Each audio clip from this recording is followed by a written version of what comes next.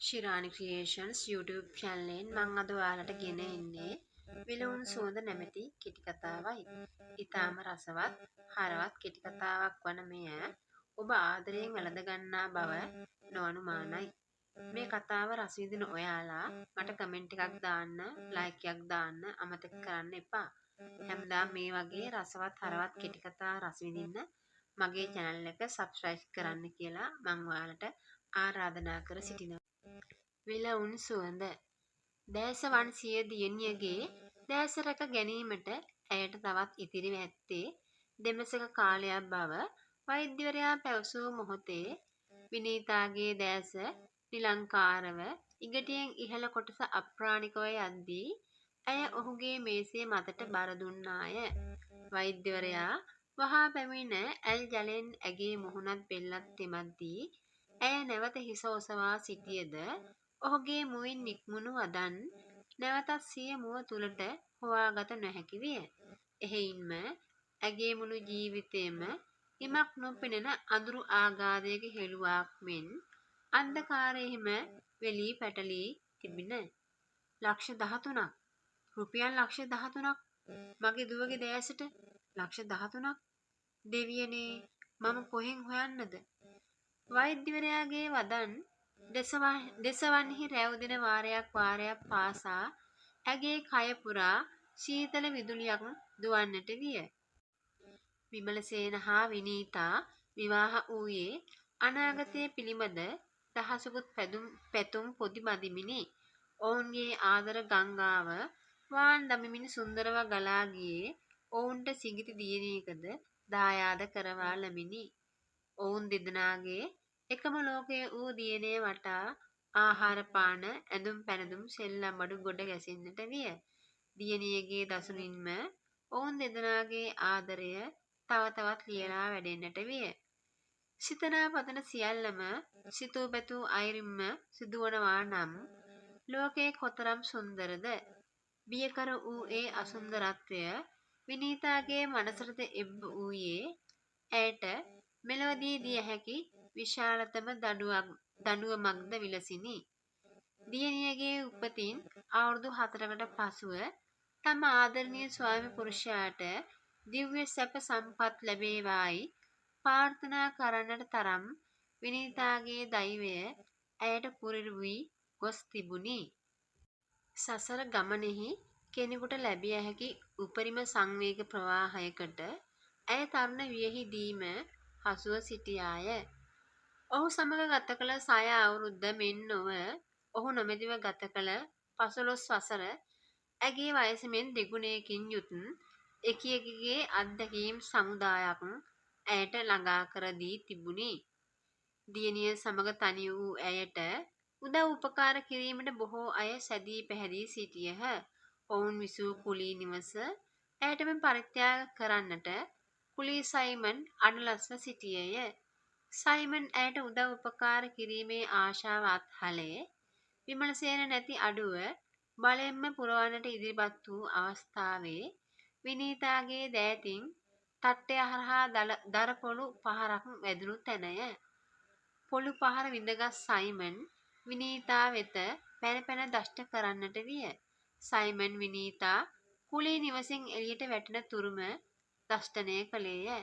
එතැන් සිට ඈ වල් වැදුණු සමාජයේ හමුවේ දැවෙමින් තැවෙමින් නපුරු රාහුගේ ග්‍රහණයට දැඩිව හසුව සිටියාය. දියණියගේ දැස ශල්‍ය කර්මයට බඳුන් කිරීම සඳහා ලක්ෂ 13ක මුදලක් නියම කර සිටියද ඊට පෙර පරීක්ෂණ හා පසු පරීක්ෂණ සඳහාද බේත් හේත් හා ගමන් වියදම් සඳහාද තවත් රුපියල් ලක්ෂ 2-3ක ප්‍රමාණයක් අවශ්‍යව තිබිණ. තමා පසුගිය කාල වකවානුව තුළ සමාජයෙන් ලත් ගරු සැලකිලි අනුව මෙවන් මුදලක් සෙවීම නම් ඇයට සිහිනයකි. දියණියගේ දැස අද වීම යනු දෙදෙනාගේම ජීවිත සදාකාලික අඳුරේ ගිලී යාමකි.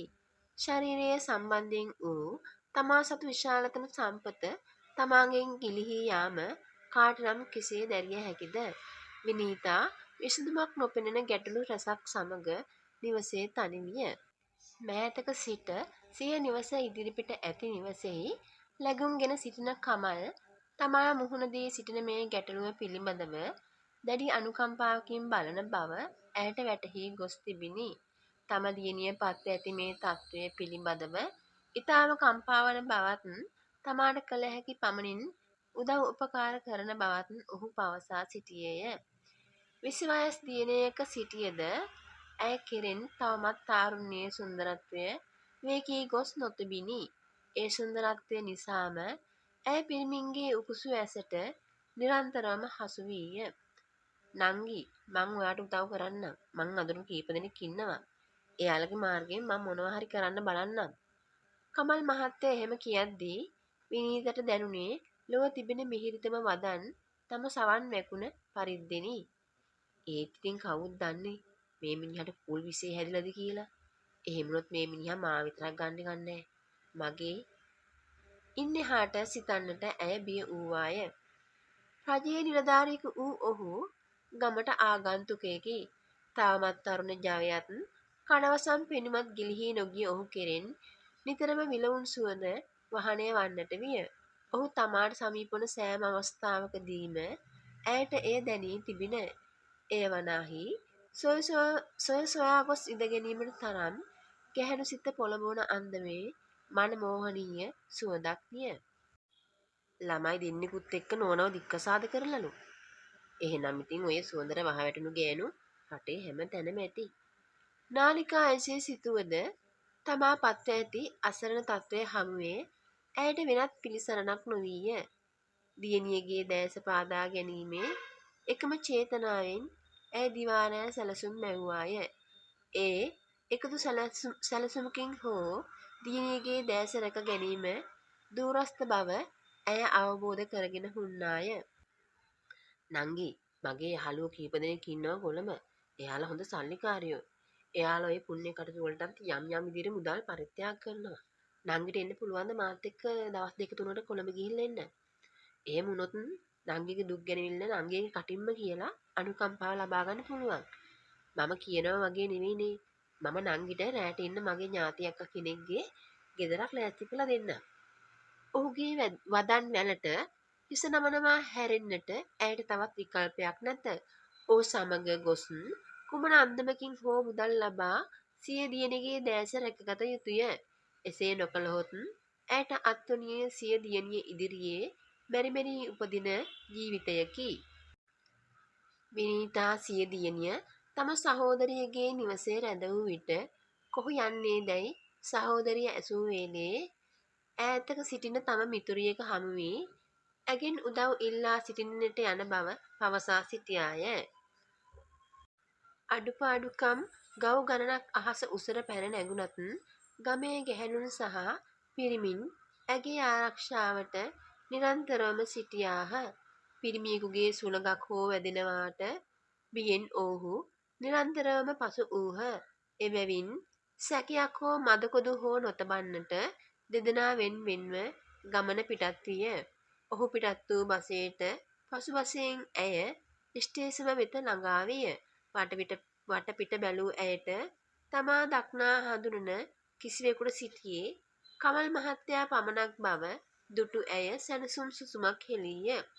ඔහුද තමා සමග යාන්තම සිනාසී ඒ අයුරින්ම හිඳ ඉවත බලා සිටින්නට විය. කොළඹලා දිවෙන දුම්රියක් වේගයෙන් ස්ටේෂම කරා ළඟා විය. නගින්නේ යැයි ඇසින් සන් කළ ඔහු පළමුව දුම්රියට නැග ගත්තේය. විනීතාද ඔහු අනුව ගොස් කෝච්චි පෙට්ටියට ඇතුළු විය. ඉදිරියට යද්දී එක් අසුනක් පමණක් විස්ස තිබූ බැවින් එහි හිඳ ගන්නා ලෙස ඔහු ඇයට පැවසීය. ඇය ඒ අනුව හිඳ ගත්තාය. කිහිප අවස්ථාවකදීම මගින් නැග බැස ගියද ඔහුට හිඳ ගැනීමට ආසනයක් නොලැබිණි. ආ මහත්තයා ඉඳගන්න. විනීතා ඔහුට අසුන පිරිනැමීමට සැරසෙද්දී ඔහු එය වළකාලීය. දුරක් යන විට විනීතා හුන් අසුනේ තරුණිය බැස ගිය නිසා ඔහුට විනීතා අසලින්ම හිඳ ගැනීමට සිදුවිය. ඔහු තමා සමීපයෙන් හිඳගත් විට විනීසාගේ සිත කිසියම් චකිතයකින් පෙළන්නට විය. ඇය දෙවුරද දෙකළවාද හැකිතරම් හකුළුවා ගත්තාය. මද දුරක් ගෙවී යද්දී ඔහු ඔහුගේ හඬ අවදි කළේය. ඔහුගේ විශ්වවිද්‍යාල ජීවිතය ගෙවුණු ආකාරයත් සිය හිතමිතුරන් දැන් ගෙවන ජීවන තත්ත්වය පිළිබඳවත් ඉන් උදව් ලබාගත හැකි මිතුරන් පිළිබඳවත් ඔහු එකින් එක දිග හරින්නට විය. ඉන් සමහරක් විනීතාගේ කනට රිංගා ගත්තද අනෙක්වා බොහොමයක් සොලකට ගසා ගියේය. ආලෝකයේ විඳිමින් සිටි දැස එක්වරම දැඩි අන්ධකාරයේ ගිලී ගියේ දුම්රිය උමන් මාර්ගය තුලට පිවිසීමත් සමගිනි. දුම්රියේ මගීන් අතර වූයේ දැඩි නිහඬතාවයකි. ඝන අඳුරේ පිරිමිකු අසල තනිවුණු විනීතාගේ සිත කිසියම් නුපුරුදු බියකින් වෙලී යන්නට විය. නැහැයින් එහට ඇදගත් හුස්ම පොද උගුරේ සිරුණාක් මෙන් ඇයට දැනෙන්නට විය. පෙම්බස් මුමුණමින් යන පෙම්වතුන් යුවලකට නම් මේ උදා වූයේ සුන්දර නිමේෂයක් බව නොකිව මනාය. විමලසේන හා විනීතා පෙම්වතුන්ම ගෙවූ කාලයේදී මේ බිම්ගිය දෙවරක් පසු කළ මතකය විනීතාගේ මනසෙහි තවමත් තැන්පත්ව ඇත. දැන් යම් නුහුරු නුපුරුදු උණුසුම් ස්පර්ශයක් අන්ධකාරය තුලින් මතුව ඒ යයි බියෙන් ඇය අන්ධකාරයේම දැස් විසල් කොට තැතිගෙන හුන්නාය. ඝන අන්ධකාරයේ ඔහුව නොපෙනිතත් ගතවන සෑම තප්පරයක් පාසාම ඇය ඔහු දෙසවනින් දකින්නට උත්සාහ කරමින් උන්නාය. මුන් ඔක්කොම අවස්ථාවාදියෝ. එහෙම හිතන්න තරම් සාධාරණ හේතු කාරණා ගෙවුණු වකවානුව තුල ඕන තරම් තිබුණා. ඔහු කෙරෙහිම වූ අවධානයෙන්ම කාලය ගෙවී උමම් මග නිමා විය. ඔහු කෙරෙහි වූ අවධානයෙන්ම කාලය ගෙවී උමම් මග නිමා විය. හාත්පස පැතුරුණු ආලෝකයෙන් ඇය පළමුව දැක්කේ ඔහුය. සිය අසුනට හිස හේතු කොට ඉදිරිය දෙස මුහුණ යොමා උදරය මත දෑත බැඳ ඉතා සංසුන් ලෙස ඔහු දෑස පියා සිටියේය. එකෙනෙහි නානිකාගේ සිතට සියුම් ලැජ්ජාවක් ඇතුළු වූයේ තමාගේත් ඔහුගේ සිතුවිලි දෝලනය වූ ආකාරයන් පරස්පර බව ඒත්තු වී යාමෙනි. ඔහු දෑස අරින්නට මත්තෙන් ඇය වහා කවුළුවෙන් පිටත බලා ගත්තාය. තව ටිකක් වෙලා හිටියනම් මෙහෙම්මම නින්ද යනවා. ඔහු දෑස් හරිමින් සැහැල්ලු ලෙස කීවේය. යයි නගමින් විනීතා කෙටි සිනහවක් පෑවාය. ගැහැණියක් එක්ක අන්ධකාරයේ තනි වෙද්දී පිරිමියෙක්ට නිදිමත හැදෙන්න තරම් මානසික නිරවුල් බවක් බලල්ලු සිල් ගන්න තරමටම මීයන්ට හඳුනගන්න අමාරුයි. විනීතා තමාටම කියා ගත්තාය. කොටුව දුම්රිය ස්ථානයෙන් බැසගත් ඔවුන් දෙදෙනා සෙනග පීරා ලහි ලහියේ ඉදිරියට ඇදුනේය. කමල් තමා පසුපසෙන් විනීතා ඒ දැයි විපරම් කරමින් ගමන්ගත් අතර විනීතා හනි හනිකෙන් ගොස් කමල් පසුපස වැටුණාය. ත්‍රීරෝද රථයක් නවත්වා ගත් ඔහු විනීතා රථයට නැගුණාට පසුව ගොඩ විය. අතුරක් නැති වාහන අතර හසරක් නොදැන යන මේ ගමන විනීතාගේ සිත්හි ඇති කළේ නොසන්සුන්තාවයකි. දහසක් වාහන අතරින් ඒ මේ අතට හරවමින් රියදුරා ගමන් කළේ කිලෝමීටර් 2ක්ද එසේත් නැත්නම් 5ක්ද යන්න ඇයට අවබෝධ කරගත නොහැකි විය. 300ක් දෙන්න මහත්තයා. ඒ රියදුරා කී විට මුදලට ආ දුර මදි යයි ඇයට හැඟුණේ ගමේදී එම මුදලට බොහෝ දුර යා හැකි බැවිනි. විශාල තාප්පයකට සවිකොට තිබූ යකඩ දොරටුවකින් ඇතුළු වූ ඔවුන් දෙදෙනා තට්ටු 7-8ක් පමණ උස් වූ ගොඩ නැගිල්ලකට ඇතුළු විය. පිරිමින් 7-8 දෙනෙක් පමණ දක්නට ලැබුණු එහි බිම් මහලේ ගබඩා කාමරයක් මෙන් බොහෝ දේ අසුරා ඇති බවක් දක්නට ලැබිණි. ගොඩනැගිල්ලේ කෙළවරට ගමන්ගත් කමල් පුවරුවක සවිකර තිබූ බොත්තම් කිහිපයක් එබුවේය. එවිට කුඩා කුටියක දොරටුව විවර විය. පළමුව එයට ඇතුළු වුණු ඔහු විනීතාටද ඇතුළු වන්නැයි කියා සිටියේය. ඔහු කියනා දේ කරනවා හැරෙන්නට අන්දයක් කිරීමට ඇයට නොමැති හේයින් ඇය එයට ගැහෙන හදින් යුතුව නැගුණාය. නැවත බොත්තම් කිහිපයක් එබූ පසු එහි දොර වැසී ගියේය. බලාපොරොත්තු නොවූ එම සිදුවීමෙන් විනීතාගේ කය සීතලව ගියේය. ශරීරයේ ඉද්ද ගැසූ කලෙක මෙන් යකඩ බිත්තියට ඇලුනේය. හුස්ම ගැනීම නතර වූ සෙයක් ඇයට දැනිනි. හෘද ස්පන්දනය දෙසවනට ඇසෙන්නට විය. ස්ත්‍රීන් වසඟ කරන විලවුන් ඇමෙහි සුගන්ධය කුටිය පුරා විහිදී විනීතාගේ සිය ළඟම වසා ගත්තේය. සිය සැමියාගෙන් පසු වෙනත් පිරිමියෙකු සමග කුටියක තනිවුණු පළමු අවස්ථාව මෙය විය. ඇදිවත ඉවතලා මහමග ගමන් කරන ස්ත්‍රියකගේ මෙන් ඇගේ කයත් සිතත් විලියෙන් ඇමරෙන්නට විය. ඉතා කුඩා කුටියක සිර වුණද එතුළ කුඩා පහන් ආලෝකයක් විය. කුටියේ ඉහළට ගමන් කරන යසයක් ඇයට දැනිනි. ඉදිරි බිත්තිහි යම් ලක්ෂයක් දෙස බලා හිඳින්නාක් මෙන් ඔහු බලා සිටියද ඇය ඔහුගේ චලනයන් දෙස ඡායාවෙන් බලා සිටී. ඇසිපිය ගසන්නට අමතක වන තරමටම කේන්ද්‍රගතව ඇගේ දැස යොමා තිබුණද ඇගේ මනසත් හොර බැල්මත් ඔහු කෙරෙහිම යොමු වී තිබුණි. දැස යොමා ඔහු දෙස බැලීමට ඇයට සිත්විනිද ඊට බියකුත් චකිතයකුත් ඇගේ මනසේ විය. ඔහුද සිටගත් වනම ඉදිරි බිත්තිය දෙස බලා හිඳි. ඔහු දැන් ඉදිරියට පැන තමා ග්‍රහණයට හසු කර ගනී යැයි ඇය නිරන්තර බියකින් වෙලෙන්නට විය.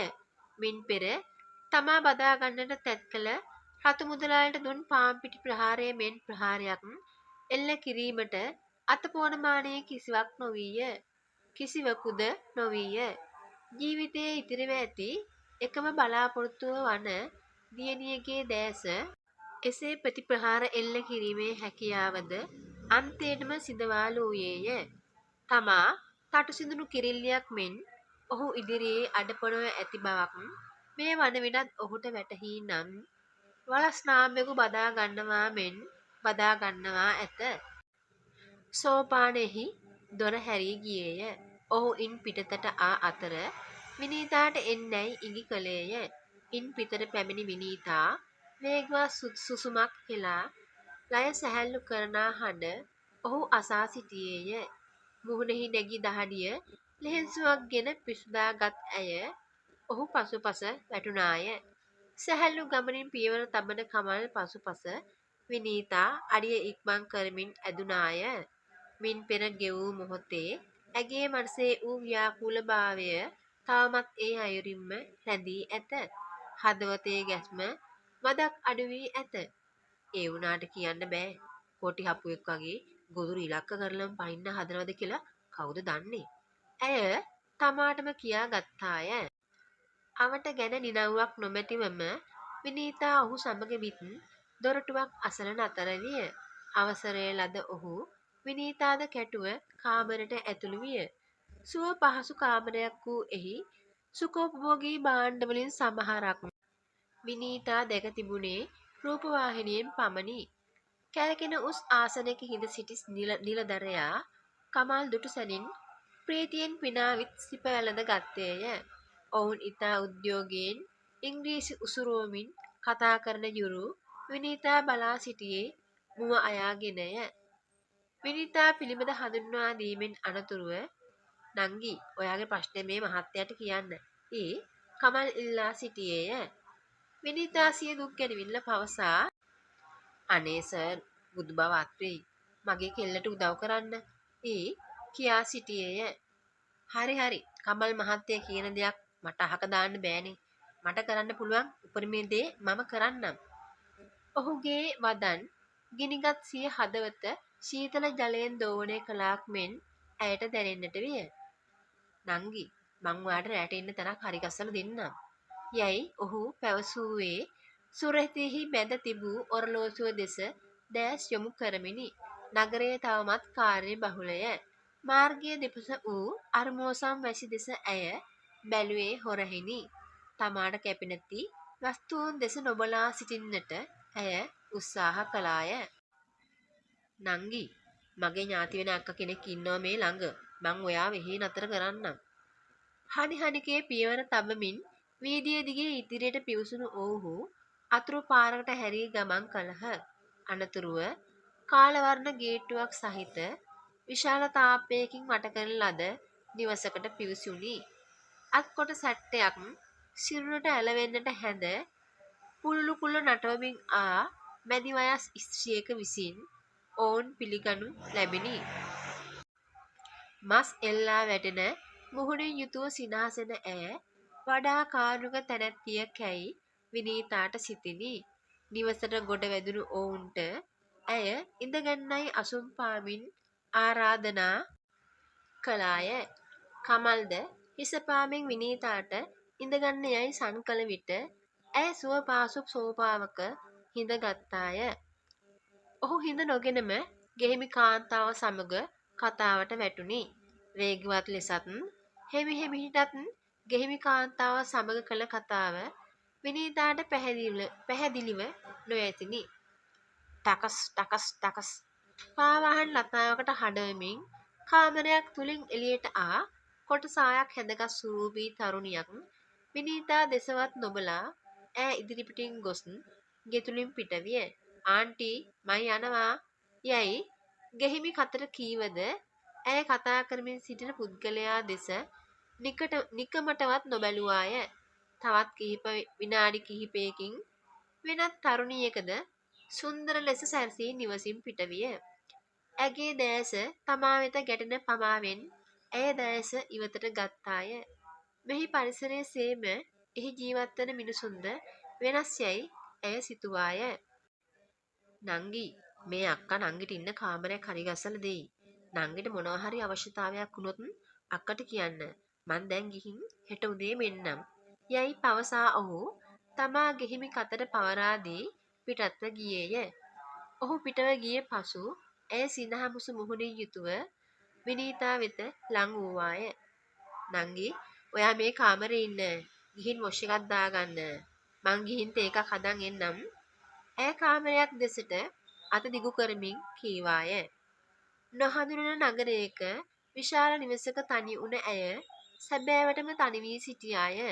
දෙමහල් නිවසක්ව පැවති විශාල නිවස පාඩු මෙන්ම අඳුරු ස්වභාවයක් ඉසිලීය. සුඛෝභෝගී භාණ්ඩ වලින් පුරවන ලද විසිත්ත කාමරය වටා තිර රෙදි දමා ආවරණය කරන ලද කාමර කිහිපයක් විය. දොර රෙද්දෙන් හිස පවා බලන්නට හැකිනම් තමා වෙසෙන පරිසරය පිළිබඳ යම් හෝඩුවාවක් හෝ ලබාගත හැක. නමුත් එසේ කිරීම ඇය ලද ශික්ෂණය හා බිය මගින් වළකන ලද්දීය. රාත්‍රී ආහාරයෙන් පසු සිය කුටිය තුරට වැදුණු ඇගේ සිත යළිත් නොසන්සුන් වන්නට විය. කිනම් මොහතක හෝ ටක් ටක් හඬ සිය කුටියේ දොර මතින් නැගේ යයි ඇය බියෙන් පසු වූවාය. කමල් මහත්තයත් ව්‍යාපාරික මිත්‍රයාත් ගෙහිමි කතත් වරින් වර විනීතාගේ මනසේ හොල්මන් කරන්නට විය. කමල් මහත්තයා ගෙහිමි කාන්තාව සමග හෙමි හෙමිහිට කළ කතාව පැහැදිලිව අසා ගැනීමට නොහැකි වීම පිළිබඳව විනීතාට දැන් ඇතිවන්නේ පසුතැවීමකි. ඔහු හිලව් නොගෙනම තමාට උදව් උපකාර කරන්නට ඉදිරිපත් වීම විනීතාට තවමත් ඇදහිය නොහැක. පහුගිය කාලය තුල හිලව් බලාපොරොත්තු නොමසුරුව උදව් කරන්නට ඉදිරිපත් වූවන්ගෙන් විනීතාට හිඟ නොවීය. එසේ හිලව් යදිමින් ඔහු දැන් දොරට ගසිතැයි විනීතාගේ හදෙහි ගැස්ම ක්‍රමයෙන් වැඩෙන්නට විය. දහවල් කමල් මහත්තයා විසින් හඳුන්වා දුන් උස මහත කඩවසම් ව්‍යාපාරිකයාද වරින් වර ඇගේ දෑස ඉදිරියේ මැවෙන්නට විය. වරින් වර මුදල් අවශ්‍යතාවන් වලදී අතමාරට හෝ මුදලක් ලබා ගැනීමට ඇය දරූ වෙහෙස ඇය හොඳාකාරවම දනී. ඔහුද තම මිත්‍රයාගෙන් සිය කුටියේ අගුළු හරින්නට අවසර ඉල්ලුවාදැයි සැක සහිතය. සිය කුටියේ කණ්ණාඩි වේසය මත 20ක් 30ක් පමණ ලොකු කුඩා බෝතල්වල වූ විවිධ ආලේපනයන් කොහි උලන්නේ දැයි ඇය නොදැන සිටියාය. සුරූපී ලලනාවන් හැන්දෑ ජාමයේ සැරසී නිවසින් පිට වූයේ මන්ද? ඔවුන් කොහි යන්නට ඇද්ද? සිය නිවෙසෙහි තරුණියන් සඳහා නවාතැන් පළක් පවත්වාගෙන යන බව ගෙහිමි කත තමා සමග පැවසුවද එය එසේම විය හැකිද? පිරිමින්ට නොදෙවෙනි නගරයේ ගැහැණුන් සටකපන අම්මණ්ඩිලා බව ඇය අසා ඇත. ලියලා වැඩෙන ප්‍රශ්න වැලක් විනීතාගේ මනසේ එතෙන්නට විය. මේ කිනම් අයුරකින් හෝ සිය කුටියෙහි දොරගුළු දැන් විවර වෙනු ඇතැයි ඇගේ සිත නිරන්තර අවධියෙන් පසු විය. ඇගේ ගතත් සිතත් සියුම් බියකින් වෙලී කය සීතලව ගොසිනි. පසු දිනට පහන් වී නින්දෙන් අවදි වූ විනීතා තමා නිරුපද්‍රිතව සිටිනා බව තහවුරු කර ගත්තාය. බොහෝ රැවීමෙන් පසු තමාටත් නොදැනීම නින්දර ගොස් සිටි බැවින් ඇය අවදි වූයේ ප්‍රමාද වීමෙනි. ඒ වන විටත් තමා කැටුව යාමට කමල් මහත්තයා පාන්දරින්ම පැමිණ ඇති බැව් දැන ඇය ලැජ්ජාවට පත් වූවාය. නංගි, අපි ඉක්මනට යන්. තව යාළුවෝ දෙන්නෙක් ඉන්නව මුණ ගැහෙන්න තියෙනවා. දවල් වෙද්දි වැඩ ටික ඉවර කරගත්තොත් අදම අපිට ගෙදර යන්න පුළුවන්. විනීතා දහවල දුම්රියට නැගුණේ කියාගත නොහැකි තරමේ සතුටකිනි. දියණියගේ දැස සුවවන අයුරු ඇයට මැවි මැවි පෙනෙන්නට විය. සිය දියණියගේ දැස සුව කිරීමේ ශල්‍ය කර්මය ඉතා සාර්ථකව සිදුවීම පිළිබඳව විනීතා පසු වූයේ බොහෝ සන්තෝෂයෙනි. එහෙත් ඇය දොම්නස් සහගත වූයේ කමල් මහත්තයා පිළිබඳ තොරතුරක් නොමැති වීමෙනි. විනීතා දියණිය සමග රෝහලෙහි ගත කරන කාලයේදී ඔහු ගමෙන් පිටව ගොස් ඇත. ඔහු කොළඹ ගිය බවක් හැරෙන්නට ඉන් එහා තොරතුරක් ඇයට සොයාගත නොහැකි විය. දින කිහිපයක් ගත වෙද්දී ඇය කිසි ලෙසකත් බලාපොරොත්තු නොවූ තැනැත්තියක් ඇය හමුවට පැමිණ සිටියාය. ඒ අන් කවරෙකුත් නොව කමල් මහත්තයා සමග කොළඹ ගිය අවස්ථාවේ රැය පහන් කළ නිවසෙහි හිමිකාරියයි. නංගි, මම මේ තකහනියම ආවේ කමල් මහත්තයාගේ පණිවිඩයකට. මේ සල්ලි ටික නංගිට දෙන්න කියලා කිව්වා. ඔපරේෂන් එකෙන් පස්සේ දුවගේ බෙහෙත් වලට ගන්න කියලා. කමල් මහත්තයා පුහුණුවකට රට ගියා කියලා කියන්න කිව්වා. ආව දවසක දුව බලන්න එන්නම් කියලා කිව්වා. කියන්නත් කිව්වා. විනීතා ඇය දිගු කර පාර්සලය වේවුලන් දෑතින් යුතුව ගත්තාය. කමල් මහත්තයාට බුදු බවක් වෙන්න ඕන අපට මේ කරන උදව් වලට. ඇයට නිරායාසයෙන්ම කියවුනි. අනේ ඔව් නංගි, කමල් මහත්තයා කියන්නේ ගෑනුයි අපි වඳින්න පුදන්න ඕන මිනිහෙක්. එතකොට අක්කේ කමල් මහත්තයාගේ නෝනයි දරුවෝ දෙන්නයි. ඒ නෝනටත් ඉතින් පින නැති වුණානේ. කමල් මහත්තයා වගේ කෙනෙක් එක්ක සතුටින් ඉන්න. කසාද බැඳපු දවසේ හිටම නෝනා ලෙඩ ගානේ. එයාව සනීප කරගන්න මහත්තයා නොකරපු බේතක් නැහැ. නැටුවේ නැති තොවිලයක් නැහැ. දෙවෙනි පුතාගෙන් පස්සේ මහත්තයාට පෞල් ජීවිතයක් කියලා දෙයක් තිබුණෙම නැහැ. නෝනා පන්සල් ගානෙමයි. අන්තිමට නෝනා මහත්තයව නිදහස් කරන්න ඕනේ කියලා හිතලා එයාගෙන් ඩිවෝස් වුණා. නෝනා වෙනුවෙන්ම අවුරුදු 20ක් ජීවිතේ කැප කරලා තමයි දැන් ඔය ඔහොම ඉන්නේ. ඇගේ මුවින් පිටවන වදන් දරා සිටීමට තරම් බර වැඩි යයි දැනුණු හේයින් විනීතා ඇය ඉදිරි අසුනේහි හිඳගත්තාය. කළුවර බිම් ගියත් කුඩා සෝපානයත් ව්‍යාපාරික මිත්‍රයාත් රාත්‍රිය ගත කළ කාමරයත් එකක් පරයා එකක් ඇගේ හිස වටා කැරකෙන්නට විය. ඔහු කරෙන් නැගෙන මනමෝහනීය සුවඳ විලවුන් සුවඳක් නොවේ හදවතින් වහනය වන සුවඳක් වී නම් තමා ඔහු ඉදිරියේ මෙතරම්ම වැරදි කාර්යයක් නොවන්නේ යැයි ඇය ලත වූවාය. විලවුන් සුවඳ කෙටි කතාව මින් අවසానයි. මේ කතාව කියවන ඔයාලට සුළු හෝ පොඩි කමෙන්ට් එකක් දාන්න පුළුවන් නම් එය ඊටාම අගය කොට මම සලකනවා. ඉතින් මම නැවතත් කතාවකින් හමු වන තුරු ඔබලාට දෙවි පිහිටයි බුදු සරණයි. සතුටින් ඉන්න.